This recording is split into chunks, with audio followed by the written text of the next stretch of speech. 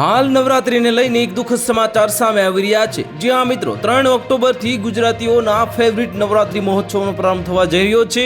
આ નવરાત્રી મહોત્સવ માટે ખેલૈયાઓમાં હંમેશાથી થનગનાટ જોવા મળતો હોય છે, પરંતુ હવે જ્યારે નવરાત્રીને ગણતરીના દિવસો બાકી છે ત્યારે હવે ખૂબ જ એક દુઃખદ સમાચાર આપની સમક્ષ આવી રહી છે। ત્યાં વરસાદ વિઘ્ન બનીને ત્રાટકે તેવું લાગી રહ્યું છે અને ત્યારે નવરાત્રીના 9 દિવસ દરમિયાન હવામાન શાસ્ત્રી અંબાલાલ પટેલની આગાહી આવી ગઈ છે। નવરાત્રીના 9 દિવસ દરમિયાન દિવસે તડકો અને રાત્રે વરસાદી ઝાપટા પડવાની શક્યતા છે તેવું જણાવવામાં આવી રહ્યું છે।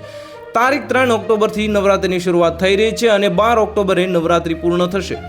ત્યારે હવે અંબાલાલ પટેલ નક્ષત્ર જોઈને ભવિષ્યવાણી કરી કે નવરાત્રીના દિવસોમાં તડકો પડવાની શક્યતા રહે છે અને તડકા વચ્ચે ક્યાંક વરસાદ થવાની પણ શક્યતાઓ સેવાઈ રહી છે।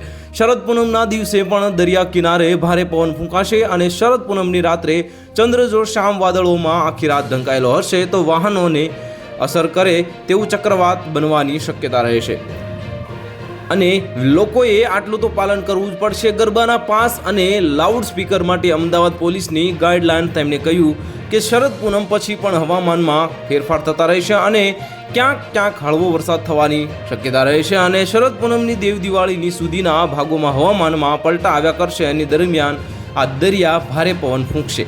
તો હાલ માટે આટલું જ, મળીશું નવી અપડેટ સાથે। જો તમને અમારા વિડીયો પસંદ આવતા હોય તો વિડીયોને લાઇક કરી દેજો, ચેનલને સબસ્ક્રાઇબ કરી બાજુમાં આવેલા બેલ આઇકનને દબાવી દો, જેથી તમને આવા સમાચારની અપડેટ મળતી રહે।